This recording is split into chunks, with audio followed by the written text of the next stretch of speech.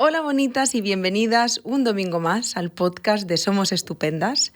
Hoy estoy acompañada de una personita que me hace muchísima ilusión volver a grabar con ella. De hecho diría que con ella grabé uno de los podcasts que más nos habéis dicho que os ha gustado, que os pareció interesante, que es uno que grabamos sobre cómo te relacionas según tu estilo de apego. Y vamos a hablar de un tema que me parece súper importante hablar, que se habla muy poquito y que estoy segura de que no va a dejar casi indiferente a ninguna de vosotras. Pero antes vamos a saludar a la personita con la que voy a grabar hoy. Ella es Mónica, ella es psicóloga sanitaria, pero en Somos Estupendas es la coordinadora de psicología. Hola Mónica, ¿cómo estás? Bien, Yaiza. Algo menos nerviosa que la vez anterior. Joder, pues mira que el chiringuito es más potente que Skype, ¿eh? Impone, sí. Impone mucho más. Bueno, me alegro que no estés tan nerviosa. También sé o entiendo que puede ayudar que no estés tan nerviosa el hecho de que vamos a hablar de tu gran tema. Bueno, uno de tus grandes temas. Un tema que me gusta. Un tema que te gusta. Vamos a dejarlo ahí. Vamos a hablar de disociación. Y antes de que empecemos, voy a decirte que, aunque me imagino por dónde van los tiros, ¿no? Y que al final entiendo que hablar de disociación es hablar de trauma, te cuento también desde la vista de un paciente, persona que ha sufrido un trauma complejo y que está casi convencida de que ha vivido disociada mucho tiempo, que no tengo ni idea realmente de lo que es la disociación. Así que vengo como paciente que está sanando, que no tiene ni idea de lo que le está pasando o de lo que le ha pasado. Es como que nadie nunca me ha explicado realmente qué es esto. Y por eso también me parece tan importante hablar de ello. Entonces, si te parece, Mónica, podemos hablar como desde el principio, ¿no? Si tuviéramos que definir o explicarle a una persona qué es la disociación, ¿qué le diríamos? Si lo tuviera que resumir muchísimo, yo lo que diría que la disociación es lo contrario a la integración. ¿Vale? Empezamos fuertes. Ahora hay que definir la integración. A ver, la idea básica es que cuando tú vas funcionando por el mundo, tu proceso perceptivo lo que hace es unir información. Información emocional, información sensorial, información perceptiva. Es decir, muchas cosas se unen, se integran y entonces tú vas creando los recuerdos. ¿Vale? Tú vas creando y desarrollando tu vida. La disociación sería el proceso contrario, es decir, cuando pasa algo o sucede algo que hace que eso no se produzca, esa integración, y algo se fragmente. Entonces, cuando hablamos de disociación, lo que hablamos es como de separación, algo como roto, un poco. Entonces, cuando hablamos de disociación, lo que diríamos sería un proceso no integrado. Eso sería la disociación a grandes rasgos. Vale. Y ahora esto, ¿cómo diríamos que...? No sé si la palabra es cómo se manifiesta, ¿no? Pero ¿cómo lo experimentamos desde la experiencia humana? A ver, podemos no ser conscientes de que se está produciendo una disociación. Porque para nosotros sí que es verdad que hay cierta continuidad, pero podemos sentir pues a veces como sensación de desconexión, dependiendo de lo que se esté disociando. Sensación de desconexión o sensación de que estoy sintiendo cosas... ¿Sabes cuando alguien dice esto de es que esta no soy yo? Estoy haciendo algo que no soy yo no soy así. Podríamos estar pensando que la persona puede tener una parte disociada que de repente está funcionando. Y dentro de la disociación hay grados.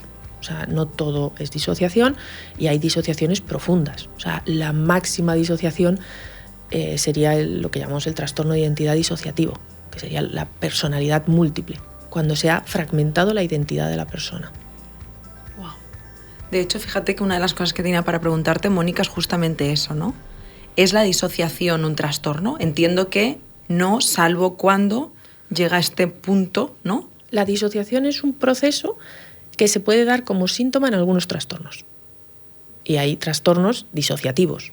Vale. O sea, dentro del grupo de trastornos hay algunos que son disociativos donde la disociación es, digamos, lo primordial o lo principal. ¿Cómo se da esta disociación? O sea, ¿cómo llega...? No sé si quizá me estoy colando o equivocando, pero algo me está diciendo que quizá también es una especie de mecanismo de defensa que utiliza el ser humano para protegerse. En plan, esto no me está haciendo bien, chao. Lo aparto, me distancio, lo rompo. Sí. Es decir, disociación y trauma yo creo que van de la mano. O sea, la base de la disociación muchas veces son situaciones traumáticas. Entonces, a ver, hay que entender que nuestro cerebro siempre juega a favor de nuestra supervivencia, no necesariamente de nuestro bienestar. Entonces, si mi cerebro tiene que elegir entre que yo disocie y siga adelante o no disocie y no maneje la situación, va a disociar. Puede ser una estrategia adaptativa de supervivencia. Puede darse. A mí me falta, Mónica, quizá entender un poquito más, llevado a la práctica, y sé que aquí seguro que lo ibas a comentar tú, porque además antes lo comentábamos, pero me parece importante como reforzarlo, que nada de lo que podamos decir en este podcast es desde el diagnóstico o desde que por favor nadie escuche este podcast y diga socorro, me pasa esto. O sea, wow, es algo realmente complejo como para decir esto me pasa a mí, ¿no? Pero ¿qué ejemplos se pueden sentir como en el cuerpito, ¿no? Cuando hemos hablado de esta sensación de esta no soy yo, ¿no? Pero ¿de qué otras formas puedo estar sintiendo yo si estoy disociada? O sea, aunque, repito, que te lo explicaba al principio, yo doy como súper por hecho que por mi historia de vida ha habido una disociación como mecanismo de supervivencia, pero yo no sabría identificar en qué momentos a lo largo de mi historia he podido estar disociada. Incluso el otro día escuchaba, esto es un poco peliagudo, pero el otro día escuchaba un caso de una chica que la habían violado y ella hablaba de me disocié, ¿no? Entonces me pasa como lo mismo. Es como que entiendo el término, pero no acabo de entender qué narices pasa en el cuerpo. A ver, lo que puede pasar en el cuerpo es como una especie de sensación de desconexión, o sea, como una irrealidad. Es decir, como de repente pasa algo y yo es como empiezo como a funcionar, pero no estoy sintiendo, no lo estoy percibiendo. De hecho, pasa muchas veces cuando sucede un trauma que la persona disocia para precisamente esa supervivencia y luego la persona a lo mejor no recuerda bien qué es lo que ha pasado durante ese proceso o luego se siente como porque claro, el cerebro va a tender a volver a la normalidad. Entonces yo no tengo que estar disociada de continuo, sino que son como ventanas. Entonces hay veces que me puedo sentir eso como desconectada o como que no soy yo, como que no estoy haciendo lo que a mí me nacería, es decir, puedo sentirme que soy un poco zombie, robot, o sea, es como extraño, sensaciones perceptivas extrañas que podríamos tener todos dentro de la normalidad, pero la persona con disociación lo va a sentir de forma más repetida. Vale. Y luego va a sentir pues ese funcionamiento a veces a nivel emocional de repente no estoy funcionando como yo sé que puedo funcionar. Y me queda mucho más claro, y de hecho me queda mucho más claro por lo del tema también de olvidar episodios, quizá, ¿no? Como mi mente borra para que podamos seguir sobreviviendo, ¿no? ¿El origen de la disociación siempre es el trauma? Yo ahí no me atrevería a decir que no puede haber otro trauma, o sea, otro motivo, pero evidentemente el trauma, o sea, hay que entender lo que decía antes del cerebro. O sea, si yo de repente tengo una situación, imagínate, recuerdo pues con, por ejemplo, el 11M, atentados terroristas, situaciones muy, muy graves, que de repente tú te ves en una situación que emocionalmente estás desbordado y claro, si estás desbordado no vas a sobrevivir. Entonces tu cerebro es como que desenchufa. Lo siento mucho, no me interesa tu emoción ahora mismo. No puedo. Entonces desconecto y empiezo a funcionar. Entonces, claro, muchas veces el trauma, o sea, tenemos que entender el trauma como un impacto muy difícil de digerir. Yo puedo manejarlo si estoy muy entrenada, no para el trauma, o sea, no entender eso, pero evidentemente cuando ese impacto se produce, pues como cuando, por ejemplo, no quiero hacer una comparación, no soy médico, evidentemente, pero cuando una persona sufre un traumatismo y sin embargo puede como moverse o manejarse, pues porque su cerebro y su cuerpo dicen, no, esto ahora mismo no lo manejo, es decir, y luego resulta que tiene una hemorragia y cosas así, que cuando el cuerpo se calma, pues hay consecuencias, ¿vale? Y quiero añadir, no soy médico como para decir estas cosas, pero la idea sería esa. Es decir, muchas veces el trauma lo tenemos que entender como un impacto, como una especie de sobredosis de algo que no puedo manejar. Wow, es que además me viene mucho a la mente, has puesto el ejemplo médico, pero ¿sabes cuando vives una experiencia Estoy como todo el rato intentando como... Lo entiendo ya, ¿eh? Ya estoy más familiarizada con el término y haciendo también quizá como un repaso personal de heavy también el cuerpo, cómo funciona. O sea, es muy fuerte desde la naturaleza humana, ¿eh? Pensar cómo somos capaces como seres humanos de llegar a crear todos estos mecanismos de supervivencia. O sea, realmente yo desde la parte más de admiración absoluta al ser humano pienso, flipo con esta máquina perfectamente imperfecta que hace las cosas, ¿no? Siempre como súper bien. Pero volviendo un poquito a lo que decías, entiendo que también es como esa sensación de... como cuando te puedes dar el permiso de caer, ¿no? Que hay un momento en el que tu cuerpo es como, mira...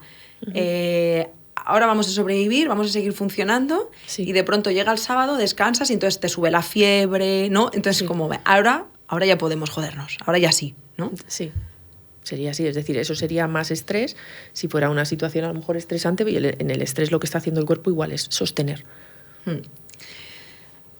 Yo quería preguntarte qué podemos hacer si estamos sintiendo esa disociación o sentimos que... Es que tampoco sé la terminología correcta, o sea, nos disociamos, es algo, como hemos dicho, temporal. No sé si diría cuando estamos disociadas o cuando vivimos disociadas, no sé si son periodos cortos o largos de tiempo, pero cuando hemos identificado que hemos podido estarlo, ¿cómo podemos trabajar en esto? Y entiendo que esto debe de ser complejo de narices si estamos hablando de trauma, de base. Uh-huh. Pues a ver, yo ahí diría que lo mejor siempre es ir a terapia. Es decir, si tú vas a un proceso, en ese proceso se va a indagar un poco, se va a ver si esos episodios disociativos se siguen repitiendo, es decir, si la persona funciona como en fragmentos y cómo se está manejando para intentar volver a esa integración. O sea, al final lo que tenemos que intentar es que la persona esté, pues eso, completa ella. Y si ese completa no se hiciera... O sea, ¿se puede rememorar esa experiencia de trauma sin estar disociada, pudiendo sobrevivir a esa experiencia? No sé si me he explicado bien. Si la disociación al final es un mecanismo de defensa, sí. Cuando tú especialmente empiezas un proceso de terapia y sabes que te va a tocar pasar por el aro de abrir la puertecita de la patata podrida del trauma, ¿no? O sea, vamos ahí. ¿Podemos sobrevivir a ello sin esta disociación? O sea, ese rememorar, revivir esa experiencia para integrarla sin ese mecanismo de defensa.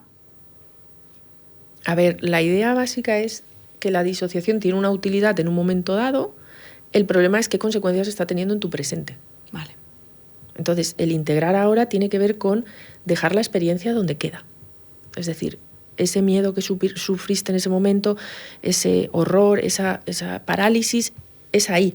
Porque el problema es que ese estado disociado, si no, esa emoción, lo que va a hacer es como repercutir en tu vida actual. Y entonces de repente tú sientes las emociones que sentiste ahí como si fueran presentes, que sería un poco la base del estrés postraumático, la reexperimentación. De repente siento que estoy otra vez en el evento.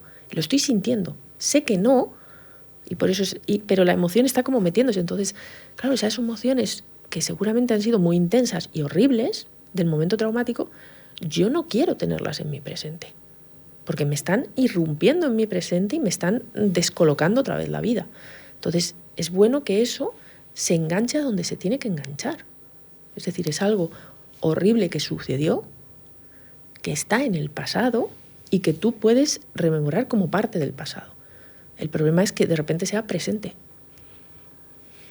Y de repente tengo el miedo que tuve, lo tengo ahora.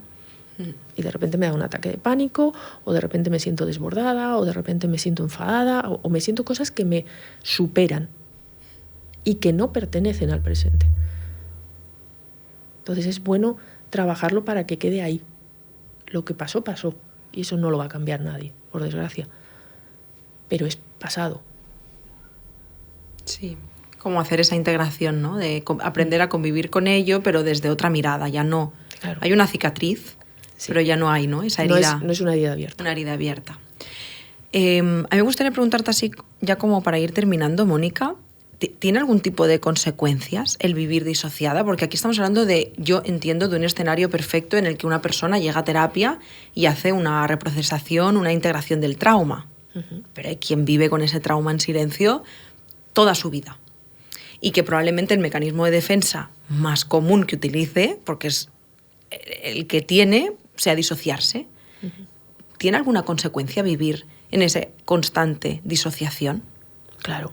Yo siempre digo que cuando estamos disociados, dependiendo de las partes que existan y demás, dependiendo de los fragmentos que haya, es como si en tu cabeza tuvieses una junta de vecinos, pero mal avenida. Entonces, claro, ¿cómo vas a funcionar con todo ese ruido en la cabeza? ¿Cómo vas a funcionar cuando hay cosas contradictorias, cuando hay una parte de ti que quiere una cosa, otra que dice otra que se siente de otra manera? Es como, no hay nadie al mando. Entonces, claro, yo me manejo por la vida con muchísimo ruido. Entonces es como que no estoy realmente conectando con el mundo porque estoy con este ruido mental. Entonces, si esto nos pasa, si tú de repente oyes un grifo que está goteando y está constante, o sea, te acaba cansando ese ruido, es molesto. Pues imagínate un barullo incesante en tu cabeza. ¿Cómo te manejas contra el mundo? ¿Cómo te desarrollas? Pues mal, porque estás como en dos sitios. No estás como toda tú integrada peleándote con la vida o con lo que te toque pelear en ese momento. Total. De hecho, pensaba, ¿puede acabar desarrollando en algún tipo de trastorno, tipo trastorno depresivo o sea, es que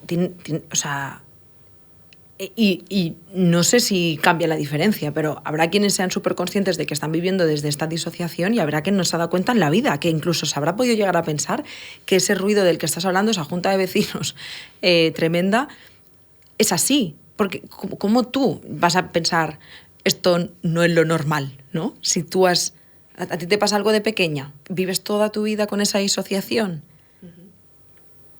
¿qué otra vida existe? ¿Qué otras posibilidades existen? Entonces, tú funcionas desde ahí como si no te estuviera pasando nada, tan normal por la vida.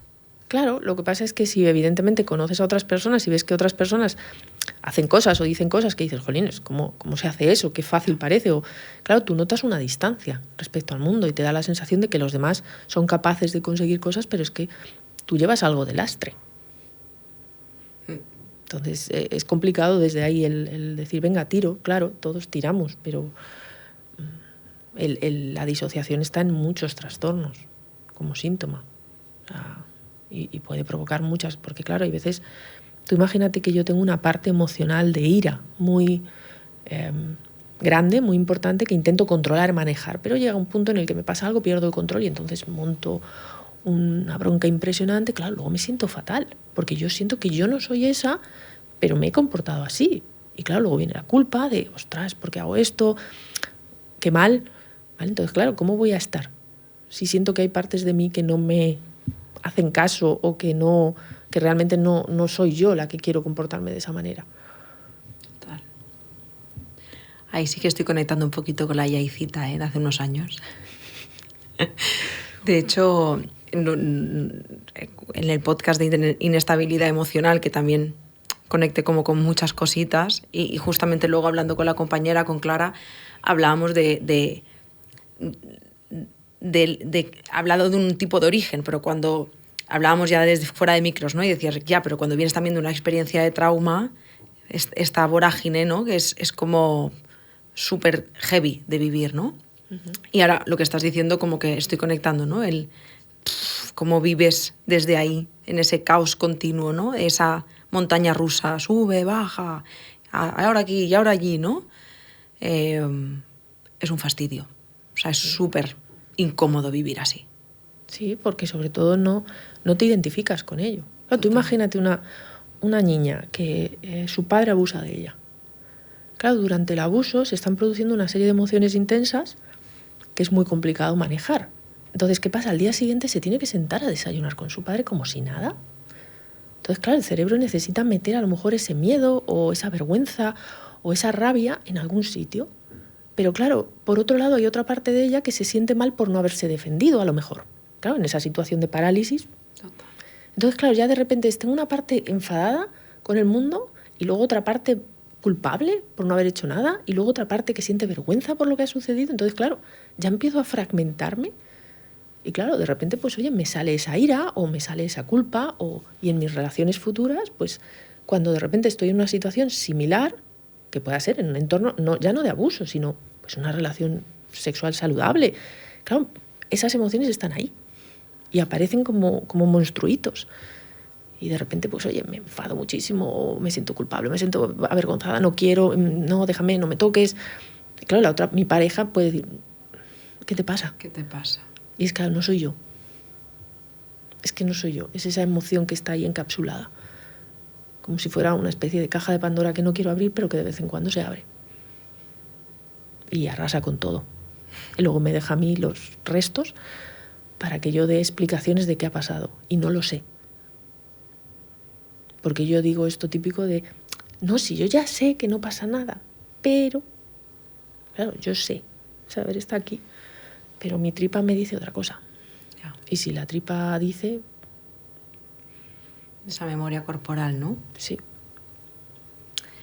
De todas las cosas que has dicho, que lo has hecho muy bien, por cierto, pero esta es la que más me ha ayudado a entenderlo, sobre todo porque no sé la cantidad de veces que he estado en esa situación. Infinitas. De hecho, creo que no la había contado nunca, pero me acuerdo cuando yo llevaba con Jordi 2 meses y le invité a su cumpleaños a ir a Ibiza y de hecho a él siempre le ha costado mucho, ¿no?, entender, porque yo le decía, pues si yo te quiero un montón. Me decía, pero qué raro me quieres tú, ¿no? Si ahora me quieres mucho y ahora me dejas. Porque yo tampoco estaba preparada para querer, ¿no?, desde ahí. Pero me acuerdo que estábamos manteniendo una relación y de pronto sentí muchísimas ganas de pegarle. O sea, le hubiera metido una paliza, literal. O sea, sentí como una rabia a borbotones y no entendía qué me estaba pasando. Él menos, obviamente. O sea, él estaba en plan puta loca, ¿sabes? ¿Qué cojones le pasa? No entendía nada. No entendía nada. Y fue la primera vez que me pasó. Tenía como 20 años yo, 19 quizá. Además estaba en un proceso como de hacía poquito, ¿no?, que había roto el silencio, que había compartido lo que me había pasado. O sea, estaba como reviviendo muchas cosas. Y es algo que me ha acompañado a lo largo de toda mi vida. A una fecha de hoy tengo 32 años y me pasa a veces. Lo que ocurre es que es verdad que el haberlo trabajado en terapia me ayuda a darle un nuevo significado, pero sobre todo me ayuda a expresarlo de manera distinta, y quizá también el hecho de haber hecho terapia de pareja me ayuda a que la otra persona me entienda mejor. A que cuando vivo esa experiencia donde ese no soy yo, o sea, es que literal de pronto siento como mucho asco o de pronto siento como mucha rabia, es que es literal la frase que has dicho, no me toques, por favor. Muchas veces la otra persona no lo entiende. Y el poderle expresar, mira, ahora no es el momento, me estoy sintiendo de esta manera, que la otra persona lo entienda, también es súper liberador. Y dejar de ir como en contra, ¿no?, de esto que nos pasa, es lo que me ha ayudado como, no a que desaparezca, pero sí a vivirlo de otra manera. Pero me ha ayudado como a entender mucho mejor esto que nos pasa a las personas que hemos vivido situaciones así de trauma, ¿no?, de difíciles. Wow. Llorera. Gracias por esta terapia, Mónica. Luego te pago. Ahora te pago mi sesión. Bueno, Mónica, sé que es un tema, además, tú, como persona que está ahí todos los días en Somos Estupendas, con todas las compañeras, las profesionales, sabes que somos un centro especializado en trauma, que llegan muchísimos casos de trauma a Somos Estupendas, tanto online como presencial. Y estoy segura de que al final esas son las personas también que están escuchando este podcast. Y siempre pienso, solo con que una persona, ¿no?, haya escuchado esto y haya sentido un poquito de alivio, ¿no?, de quizá pensar, bueno, pues no estoy loca, ¿sabes? Esto tiene una explicación, la psicología lo dice. Yo creo que ya nos sirve, ¿no?, que le haya ayudado a alguien. Así que te doy las gracias por todo lo que has compartido. Nada, y ojalá ayude a alguien. Estoy segura de que sí. O al menos esa primera persona es a mí. Así que ya a partir de aquí estoy segura de que a alguien más le ha ayudado. Muchas gracias. Sabes que siempre es un placer hablar contigo y que aprendo un montón. Ya desde lo casi profesional, en plan, como estudiante de psicología, creo que ha sido la mejor clase de disociación que me van a dar en lo que me queda de carrera y de máster. Así que gracias. Nada, y un placer, ya lo sabes. Qué bien. Aunque me cueste, un placer. Siempre. Bueno, y a vosotras, chicas, gracias una semana más, un domingo más por estar aquí. Especialmente un domingo como este. Felicidades también, porque sé que es un tema muy difícil, que estoy segura de que a muchas de vosotras se os ha podido despertar algo que os puede generar quizá mucho malestar, quizá, no sé qué diría Mónica en este momento, quizá ella dice otra cosa, pero yo diría, busca ahora mismo, si lo necesitas, un lugar seguro, una persona con la que puedas quizá darle un abrazo o encontrar un poquito de cobijo si esto que has escuchado te ha removido. Y por supuesto recordarte que pidas ayuda si la necesitas, que existen otras formas un poquito más amables con las que poder vivir. Si has vivido una experiencia así, no importa dónde sea que pidas ayuda, si vienes a nosotras, encantada, o cualquier profesional que tengas cerca en la que confíes, pero hazlo porque puedes hacerlo, estoy segura. Y nada más, gracias también por vuestras puntuaciones en Spotify, porque es como la forma de decirnos gracias por este contenido, esto me ayuda y nos hace muy feliz. Y nada más, simplemente deciros que nos vemos y nos escuchamos la semana que viene. ¡Chao!